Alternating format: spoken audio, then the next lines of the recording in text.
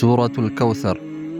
سورة الكوثر يمجمرو بسم الله الرحمن الرحيم إنا أعطيناك الكوثر أنيا بتام بزو بقو نغروچن ستنهال بميلو عرفت نغرنا الزيغار الله ستن ببزها قطر يالو لمن ستاو بنات على قطر على لم يميل دياكي لنسي يچلال አንዱ ምክንያት የአላህን ክብርና ኃያልነትን ለማሳየት ነው። ይህ እንደ ንጉሳዊ አነጋገር ነው። ልክ አንድ ንጉስ እኛ ይህንን እናደርጋለን እንደሚለው ሁሉ ይህም ደግሞ የንጉሱን ጥንካሬ ታላቅነትና ስልጣን ያሳያል። ከውሰር የሚለው ቃል ብዙ ትርጉሞች አሉት። አንደኛው ነብዩ ሰለላሁ ዐለይሂ ወሰለም የተቀበሉት እጅግ በጣም ብዙ የሆኑ መልካም ነገሮችና በረከቶች ናቸው። ሌላኛው የከውሰር ትርጉም በጀነት ውስጥ ያለ ወንዝ ነው።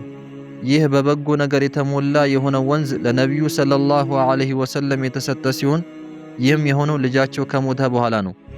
ቀጣዩ አንቀጽ ፈሰሊ ሊረቢከ ወንሐር ለጌታህ ስገድ እርድም ወይንም መስዋዕትም አቅርብ ማለት ነው። አላህ ለነብዩ ሙሐመድ ሰለላሁ ዐለይሂ ወሰለም ብዙ መልካም ነገራቶችን ሰጥቷቸዋል። አላህን ለማመስገን ከሁሉ የተሻለው መንገድ ደግሞ መስገድና መስዋዕትን ማቅረብ ወይንም ማረድ ነው። ይህ መስዋዕት እርድ ምንድነው? አንዳንዶች ወንሐር የሚለው ቃል ነህር ከሚለው የመጣ ነው ይላሉ። ትርጉሙም ጉሮሮ ማለት ነው። ከዚህ በመነሳት አንዳንዶች እንስሳት የመሰዋት ወይንም የማረድ ተግባር እንደሆነ ይናገራሉ። ይህም ብዙውን ጊዜ በጉሮሮና በአንገት አካባቢ የሚከናወን ስለሆነ ነው። ሌሎች ደግሞ የተለየ እንስሳን ወይንም ግመልን ያመላክታል ይላሉ። ይህም እርድ ለአላህ ብቻ ተብሎ የሚደረግ ነው። እንዲሁም ወደ አንድ ነገር አቅጣጫ መዞር በሚል ትርጉሙም ጥቅም ላይ ውሏል። በዚህ ትርጉም መሰረት በሶላት ወቅት ወደ ቂብላ ወደ ካዕባ አቅጣጫ መዞር ማለት ነው። ቀጣዩ አንቀጽ ኢነ ሻኒአከ ሁወል አብተር ጠላትህ እርሱ በርግጥ ዘር የተቆረጠ ነው ማለት ነው። አብተር የሚለው ቃል ጭራው የተቆረጠ እንስሳ ማለት ነው። በዚህ ትርጉም ጥቅም ላይ የዋለው ለነብዩ ሰለላሁ ዐለይሂ ወሰለም ጠላቶች እነርሱ የተቆረጡ መሆናቸውን ለመንገር ነው። ይህም ማለት ስራቸው የሚቀጥልላቸው ምንም አይነት ስኬት አይኖራቸውም። አላህ ይህችን ሱራ ለምን ጠቀሳት? በድንቁርና ወይንም በጃሂልያ ዘመን የነበሩ አንዳንዶች ሴት ልጆቻቸውን በህይወት እያሉ ይቀብሩ ነበር። ምክንያቱም ሴቶች ሊጠቅሟቸው እንደማይችሉ ያምኑ ስለነበር ነው። ነብዩ ሰለላሁ ዐለይሂ ወሰለም በዚያ ጊዜ በለጋ እድሜው የሞተ ወንድ ልጅ ነበራቸው። የነብዩ ጠላቶች ያፌዙባቸውና ያሾፉባቸው ነበር።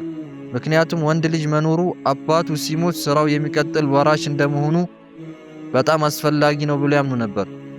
በዚህ ሁኔታ ወንድ ልጅ ትቶ የሚሞት አባት ስሙ ይዘከራል ብሎ ያምኑ ነበር። ስለዚህ ነብዩ ሰለላሁ ዐለይሂ ወሰለም አብተር ከኋላው ማንም የማይቀርለት ዘር የሌለው ብለው ጠሯቸው። ብዙም ሳይቆይ ሱረቱል ከውሰር ወረደች። ስለዚህ ሱራው የመጀመሪያ ትርጉም የሚያመላክተው ስለ ልጅህ ሞት ብዙ አትጨነቅ፣ እኛ ብዙ በረከቶችን ሰጥተንሃል። ስለዚህ ለጌታ ስገድና ምስጋና አቅርብ። ጠላትህ ነው እንጂ እነዚህ ሁሉ በረከቶች የሌሉትና ስሙ የማይታወሰው ከኋላው ምንም የማይቀርለት ዘር የማይኖረው ብሎ አላህ ያጽናናቸዋል። ነብዩ ሙሐመድ ሰለላሁ ዐለይሂ ወሰለም በዓለም ላይ በብዛት ስማቸው የሚነሳና እስከ ዛሬ ድረስ በዓለም ላይ እጅግ የተባረኩ ሰው ናቸው። የነብዩ ሰለላሁ ዐለይሂ ወሰለም ጠላቶች ግን አይታወሱም፣ በረከትም የላቸውም።